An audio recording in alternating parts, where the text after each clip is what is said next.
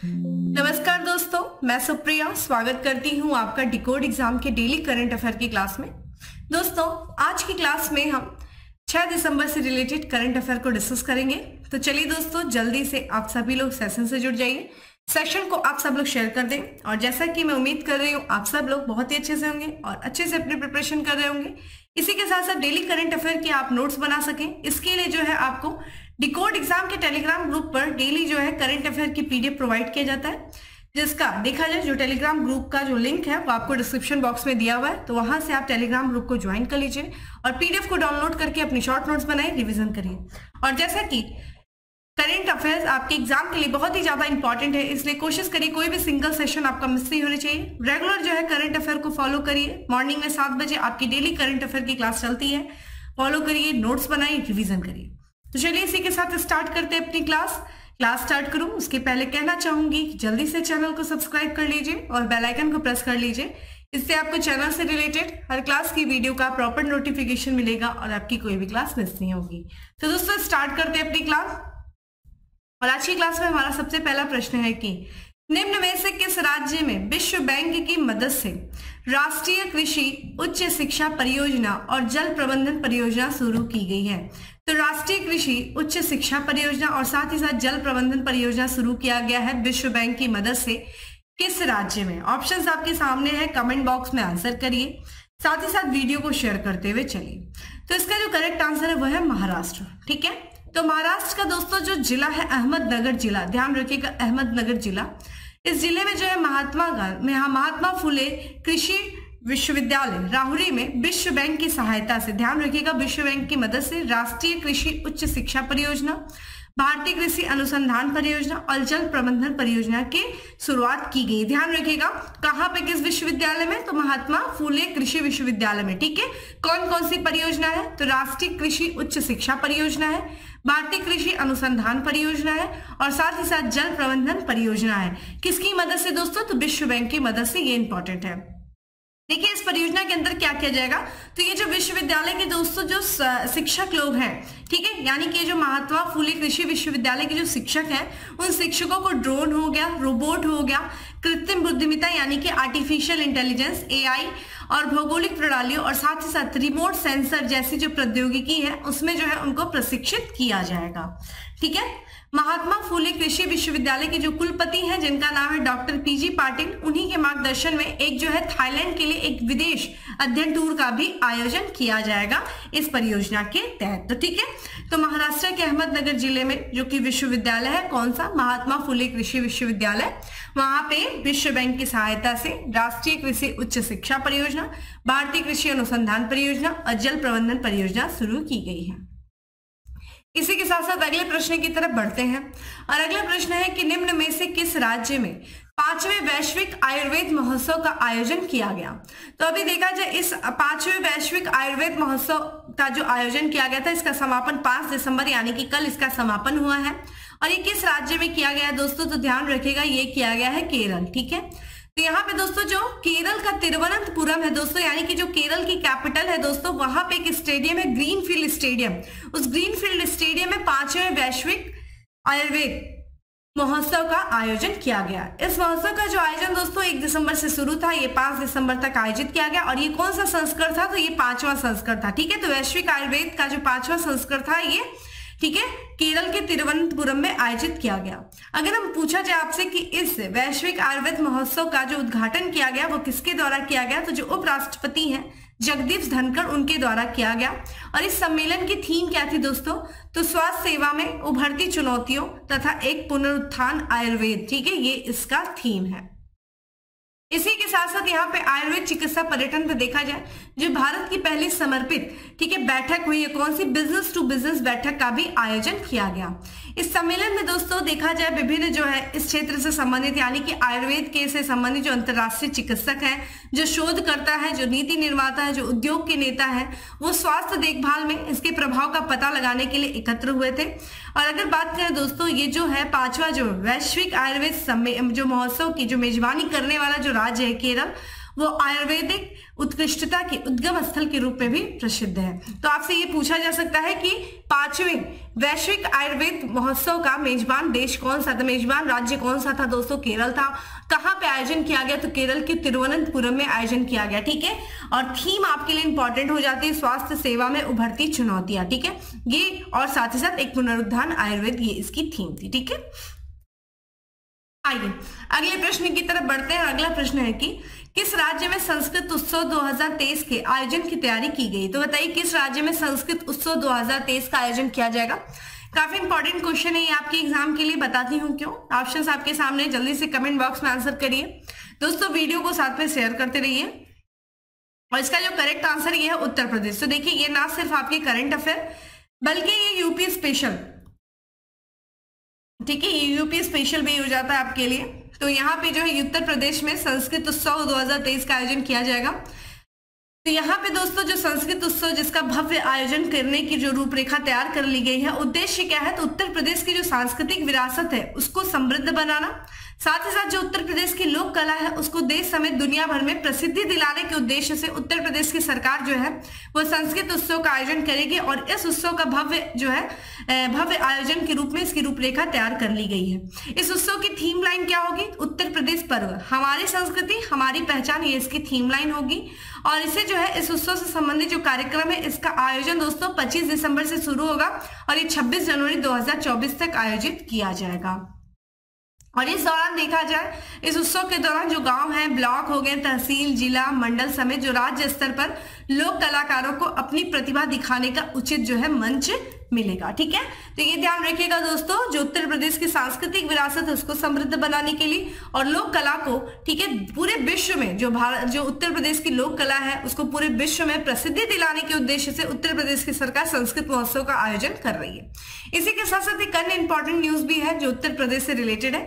देखिए 2 दिसंबर 2023 की बात है, उत्तर प्रदेश के जो मत्स्य विभाग के सहायक निदेशक हैं जिनका नाम है दोस्तों विजय शंकर चौरसिया।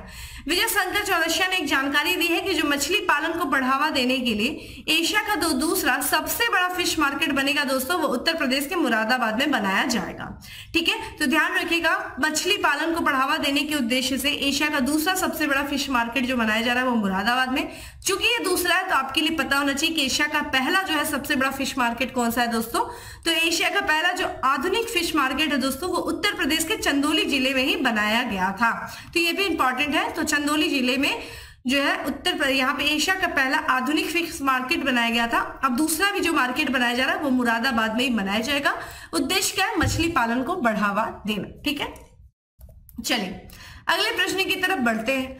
हाल ही में चर्चा में रहा चंद्रा किसकी प्रजाति है? तो बताइए किस जो है खाद्य वस्तु की प्रजाति है दोस्तों चंद्रा, जो हाल फिलहाल में चर्चा में थी? धान की थी, गेहूं की थी, काली मिर्च की या फिर गन्ना की? तो दोस्तों जो इसका करेक्ट आंसर है वो है काली मिर्च।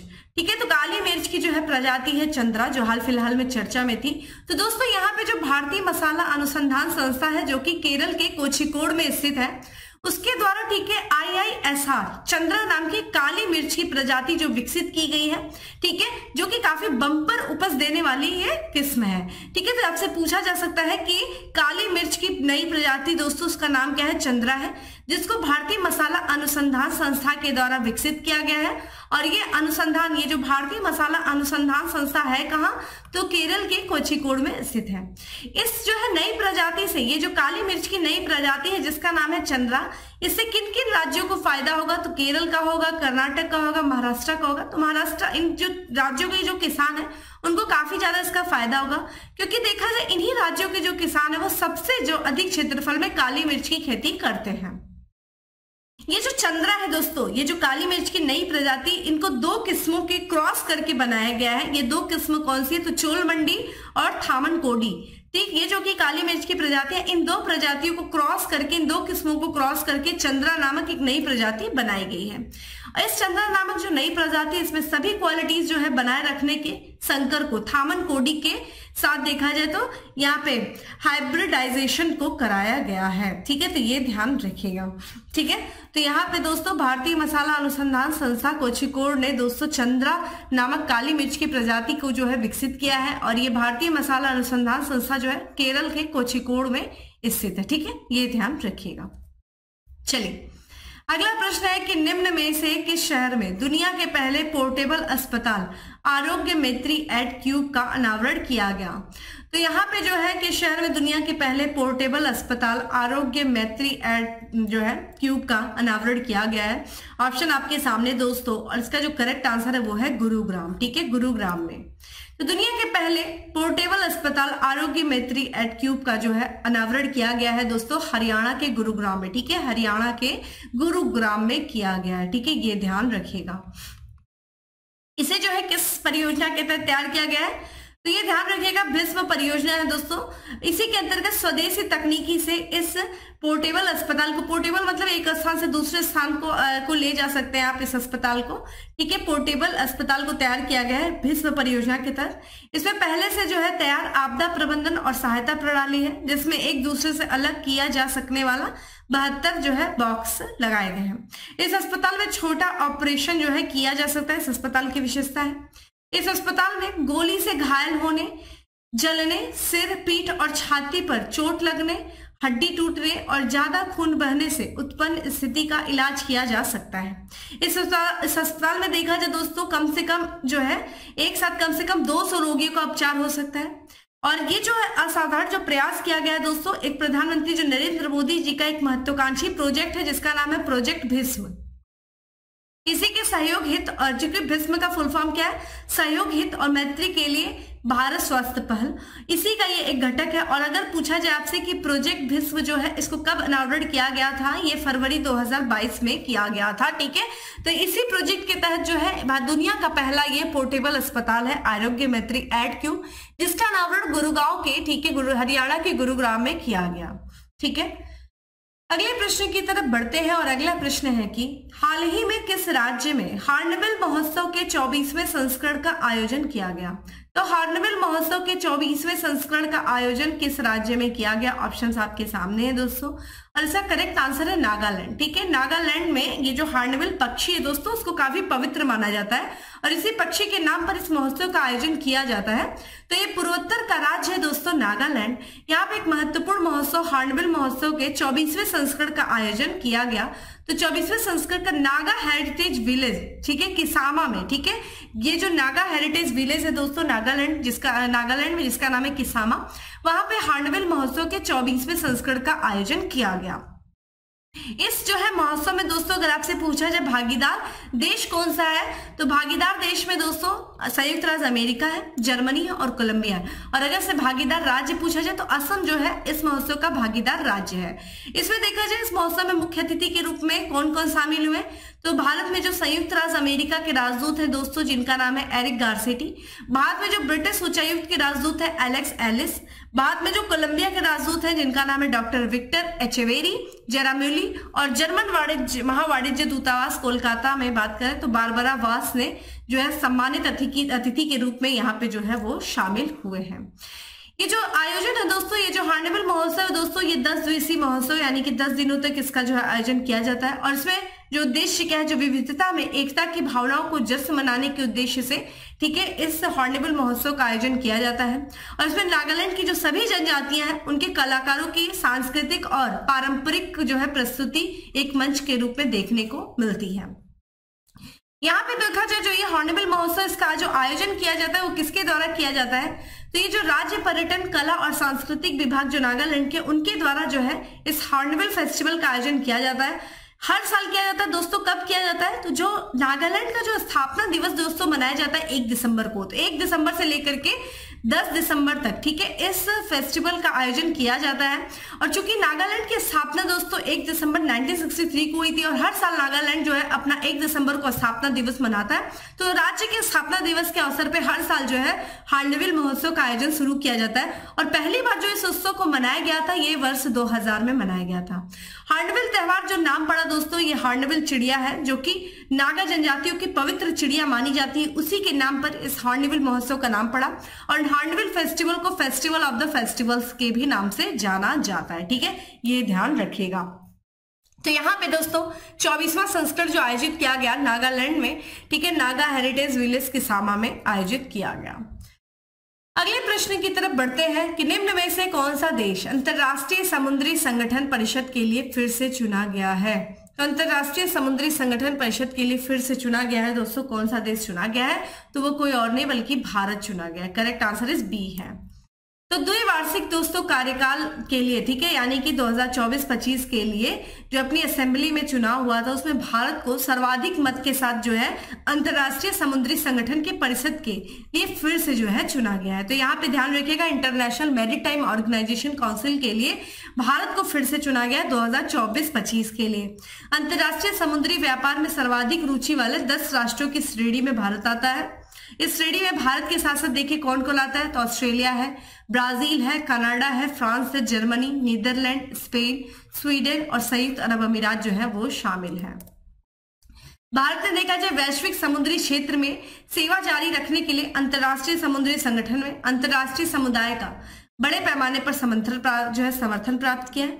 अंतरराष्ट्रीय समुद्री संगठन की बात करें तो समुद्री उद्योग को नियंत्रित करने वाले अग्रणी प्राधिकरण है जो वैश्विक व्यापार, परिवहन और सभी समुद्री संचालन का समर्थन करते हैं। यहाँ पे जो है इसमें भारत का प्रतिनिधि मंडल का नेतृत्व किसने किया था दोस्तों? ये पत्तन पोत परिवहन और जलमार्ग मंत्रालय के जो सचिव हैं टीके रामचंद्रन, उनके द्वारा जो है इस, ठीक है, ये जो अंतरराष्ट्रीय समुद्री संगठन परिषद में जो भारत का प्रतिनिधि मंडल का इन्होंने जो है प्रतिनिधित्व किया था। क्योंकि अगर आपसे पूछा जाए अंतरराष्ट्रीय समुद्री संगठन के बारे में तो दोस्तों जो इसकी स्थापना हुई थी ये 17 मार्च 1948 को हुआ था। स्विट्जरलैंड के जनेवा में एक सम्मेलन हुआ था जिसे हम जनेवा सम्मेलन के नाम से जानते हैं। उस दौरान एक समझौते के द्वारा इस अंतरराष्ट्रीय समुद्री संगठन का जो है स्थापना किया गया था। इसका जो मुख्यालय दोस्तों वो लंदन है और वर्तमान में जो आईएमओ के कुल कितने सदस्य हैं दोस्तों? 175 सदस्य और 3 जो है इसमें एसोसिएट सदस्य हैं। आईएमओ दोस्तों यूनाइटेड नेशन यानी कि संयुक्त राष्ट्र की एक विशेष संस्था है और इसकी पहली बैठक जो है इसकी जब स्थापना हुई थी, कब हुई थी दोस्तों? 1948 में हुई थी। उसके 10 साल के पश्चात 1949 में इसकी पहली बैठक हुई थी। अगर आईएमओ के बारे में बात किया जाए दोस्तों तो ये एक अंतरराष्ट्रीय मानक निर्धारण प्राधिकरण है, यानी कि विश्व स्तर पर ये कुछ समुद्री क्षेत्र से संबंधित मानकों का निर्धारण करते हैं जो कि मुख्य रूप से अंतरराष्ट्रीय नौवहन यानी कि शिपिंग की सुरक्षा में सुधार करने, जहाजों द्वारा होने वाले प्रदूषण को रोकने के लिए उत्तरदायी है। ठीक है, तो ये भी इंपॉर्टेंट, ये संगठन भी इंपॉर्टेंट है और चूंकि भारत इसके लिए रीइलेक्ट हुआ है इस संगठन के लिए, इंटरनेशनल मैरीटाइम ऑर्गेनाइजेशन काउंसिल के लिए, तो ये इंपॉर्टेंट हो जाता है। ठीक है, चलिए अगला प्रश्न है दोस्तों की भारतीय वानिकी अनुसंधान शिक्षा परिषद की पहली महिला महानिदेशक कौन नियुक्त हुई है? तो भारतीय वानिकी अनुसंधान शिक्षा परिषद की पहली महिला जो महानिदेशक नियुक्त हुई है दोस्तों उनका नाम है मनीषा पारडी। माफ करिएगा दोस्तों, यहाँ पे कंचन देवी। ठीक है, करेक्ट आंसर है सी है, कंचन देवी। ठीक है, यहाँ पे जो मध्य प्रदेश कैडर की 1991 बैच की भारतीय वन सेवा अधिकारी है कंचन देवी, और कंचन देवी जो है भारतीय वानिकी अनुसंधान शिक्षा परिषद की महानिदेशक के रूप में इनको नियुक्त किया गया। ये एक ऐतिहासिक क्षण है क्योंकि देखा जाए दोस्तों कंचन देवी जो है ये केंद्रीय पर्यावरण, वन और जलवायु परिवर्तन मंत्रालय के तहत ये जो प्रमुख परिषद है जिसका नाम है भारतीय वानिकी अनुसंधान परिषद, ठीक है, अनुसंधान शिक्षा परिषद, इस परिषद की जो है महानिदेशक का कार्यभार संभालने वाली ये पहली महिला अधिकारी बनी है, इसलिए इंपॉर्टेंट हो जाता है। ठीक है, इसी के साथ साथ देखा जाए दोस्तों उड़ीसा की एक महिला है, ये भारतीय वायुसेना अधिकारी स्क्वाड्रन लीडर है जिनका नाम है मनीषा पारडी। इनको भारतीय सशस्त्र बल में भारत के पहले सहायक डी कैंप के रूप में नियुक्त किया गया है। ठीक है, इसी के साथ साथ मनीषा पारडी जो है वो देश की पहली महिला जो है यहाँ पे देखा जाए तो सहायक डी कैंप के रूप में नियुक्त हुई हैं। जो मिजोरम के दोस्तों राज्यपाल हैं जिनका नाम है डॉक्टर हरि बाबू कंभमपति ने 2015 बैच की भारतीय वायुसेना की जो अधिकारी है मनीषा पारडी को भारत की पहली महिला सहायक डी कैंप के रूप में नियुक्त किया है। ठीक है, तो यहाँ पे जो है महिलाओं से संबंधित जो है महत्वपूर्ण नियुक्तियां जो आपके एग्जाम के लिए बहुत ही ज्यादा जरूरी है। एक तो कंचन देवी जो कि भारतीय वानिकी अनुसंधान शिक्षा परिषद की पहली महिला निदेशक महानिदेशक बनाई गई है। उसी के साथ साथ भारत की पहली, ठीक है, यहाँ पे भारतीय सशस्त्र बल में भारत की पहली जो है सहायक डी कैंप के रूप में नियुक्त किया गया। किसे किया गया दोस्तों? मनीषा पारडी को। अगले प्रश्न की तरफ बढ़ते हैं और हमारा आज का अगला प्रश्न है कि हाल ही में स्वच्छ भारत मिशन गोवर्धन बायोगैस सम्मेलन का आयोजन कहाँ किया गया? तो यहाँ पे गोवर्धन बायोगैस सम्मेलन का जो आयोजन किया गया वो नई दिल्ली में किया गया। करेक्ट आंसर इज डी है। ठीक है, चलिए यहाँ के इसके बारे में हम बात करते हैं कि हाल ही में जो स्वच्छ भारत मिशन गोवर्धन बायोगैस सम्मेलन है इसका आयोजन नई दिल्ली में किया गया। ये जो सम्मेलन है ये किसके सहयोग से किया गया? तो संयुक्त राष्ट्र औद्योगिक विकास संगठन यानी कि यूनिडो के सहयोग से आवास और शहरी मामलों के जो मंत्रालय उनके द्वारा संयुक्त रूप से इस सम्मेलन का आयोजन किया गया। इस सम्मेलन का उद्देश्य क्या है दोस्तों? तो जो आपका जो कंप्रेस्ड बायोगैस संयंत्र यानी कि यहाँ पे संपीड़ित जो बायोगैस संयंत्र स्थापित करने के लिए एक मजबूत पारिस्थितिकी तंत्र का निर्माण करना जो है इसमें शामिल है। सम्मेलन का उद्घाटन दोस्तों किसके द्वारा किया गया? तो केंद्रीय मंत्री हरदीप सिंह पुरी के द्वारा किया गया। Galvanising organic bio agro resources Bharat सरकार की एक व्यापक पहल है। तो यहाँ पे दोस्तों ध्यान रखिएगा, स्वच्छ भारत मिशन गोवर्धन बायोगैस सम्मेलन का जो आयोजन किया गया ये नई दिल्ली में किया गया। अब बात करते हैं आज के हम अपने लास्ट एमसीक्यू की यानी कि 10वें क्वेश्चन की तरफ बढ़ते हैं कि हाल ही में जारी विश्व डिजिटल प्रतिस्पर्धात्मक रैंकिंग में भारत कौन से स्थान पे है? तो अभी हाल ही में दोस्तों यहाँ पे विश्व डिजिटल प्रतिस्पर्धात्मकता रैंकिंग जारी की गई है जिसमें भारत का स्थान कौन सा है? जल्दी से कमेंट बॉक्स में आंसर करिए। आंसर आपको पता है तो इसका जो करेक्ट आंसर है वो है 49वें स्थान पे। ठीक है, तो हाल ही में जो है ये यहाँ पे अगर बात किया जाए दोस्तों, जो ये वर्ल्ड डिजिटल कॉम्पिटिटिवनेस जो रैंकिंग यानी कि विश्व डिजिटल प्रतिस्पर्धात्मक जो रैंकिंग है ये जारी किया जाता है international institute for management development IMD के द्वारा इसको जारी किया जाता है। और इस साल जो है 64 देशों को जो है 64 देशों की अर्थव्यवस्था को इस रैंकिंग में शामिल किया गया है और भारत जो है इन 64 देशों में 49वें स्थान पे रहा है। एशिया प्रशांत क्षेत्र में अगर भारत की रैंकिंग देखा जाए तो एशिया प्रशांत क्षेत्र में 14 देशों में भारत को 12वां स्थान प्राप्त हुआ है। वहीं इस इंडेक्स में, ठीक है, यानी कि जो ये वर्ल्ड डिजिटल कॉम्पिटिटिवनेस इंडेक्स में जो पहले स्थान पे कौन सा देश रहा है? तो संयुक्त राष्ट्र अमेरिका जो है पहले स्थान पे रहा है। वहीं नीदरलैंड दोस्तों दूसरे स्थान पे रहा है और सिंगापुर जो है तीसरे स्थान पे रहा है। डेनमार्क का स्थान दोस्तों चौथा था और स्विट्जरलैंड का स्थान 5वां था। इस इंडेक्स में दोस्तों 3 संकेतों के आधार पर इस इंडेक्स को तैयार किया गया है। ये संकेत कौन से है?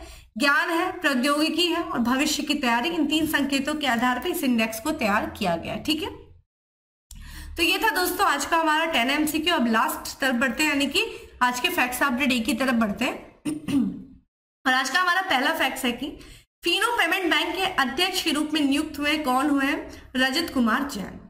मुंबई हाई कोर्ट के अतिरिक्त न्यायाधीश के रूप में शपथ लिया है किसने लिया है? S सुंदरेशन ने। एशिया के सबसे बड़े ओपन एयर वार्षिक मेले बाली यात्रा का उद्घाटन हुआ है कौन से राज्य में? उड़ीसा में। अनाक क्राकाटोवा ज्वालामुखी फटा है किस देश में दोस्तों? इंडोनेशिया में। ये पूछा जा सकता है, इंपॉर्टेंट है। दक्षिण अफ्रीका की महिला क्रिकेट टीम का कप्तान बनाया गया किसे? लॉरा वालवार्ड को। तो ये था दोस्तों आज का हमारा करंट अफेयर। उम्मीद है आपको अच्छा लगा होगा। अच्छा लगा तो लाइक कर दीजिएगा, ज्यादा से ज्यादा लोग को शेयर करिएगा। फिर मिलते हैं दोस्तों अगले सेशन में, तब तक के लिए bye. Have a good day, stay safe and stay happy.